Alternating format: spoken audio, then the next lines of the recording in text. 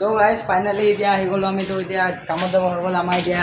হেমকা sir দেখিছে camera দেখি পলাইছে কিন্তু ইয়াৰ ইউটিউব চেনেল এটা আছে যিহেতু সকলোৱে কৈছে যে ইয়াৰ ইউটিউব চেনেলটো ছাবস্ক্ৰাইব কৰি দিব অসমীয়া পোৱালি বুলি আছে যিহেতু আমাৰ এইজন আছে আমাৰ ইয়াৰ ইউটিউব চেনেল এটা আছে চ' গাইজ তো তামিলনাডুত থকা বহুত দিনতো ঘৰ যাম ঘৰত গৈ থাকিম আৰু কিমান দিন আমাৰ হেমকা ছাৰ